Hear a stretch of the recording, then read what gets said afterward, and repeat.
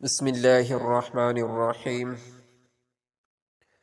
حضرت عبداللہ بن مسعود رضی اللہ تعالی عنہ سے روایت ہے کہ آپ صلی اللہ علیہ وسلم کے سامنے ایک شخص کا ذکر ہوا۔ لوگوں نے کہا وہ صبح تک سوتا رہا اور فرض نماز کے لیے بھی نہیں اٹھا۔ آپ صلی اللہ علیہ وسلم نے فرمایا بال الشیطان فی اذنہ کہ شیطان نے اس کے کان میں پیشاب کر دیا۔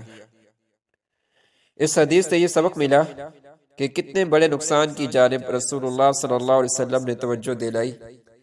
ہم ذرا تصور کریں کہ فجر کی نماز کے وقت سوتے رہنے سے انسان کیسی گندگی میں مبتلا ہو جاتا ہے کہ شیطان کے پیشاب سے آلودہ ہو جاتا ہے۔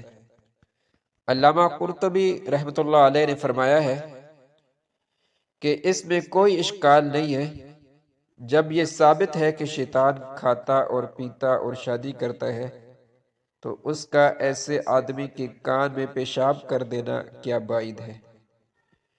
حضرت ابو ہریرہ رضی اللہ تعالی عنہ سے روایت ہے کہ حضور صلی اللہ علیہ وسلم نے فرمایا جب تم میں سے کوئی سوتا ہے تو شیطان اس کی گدی میں 3 گرے لگا دیتا ہے۔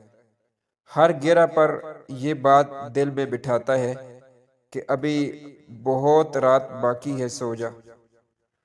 پس اگر وہ جاگ کر اللہ تعالیٰ کا ذکر کرے تو ایک گرہ کھل جاتی ہے، اگر وضو کرے تو دوسری گرہ کھل جاتی ہے، اور نماز پڑھے تو تیسری گرہ بھی کھل جاتی ہے۔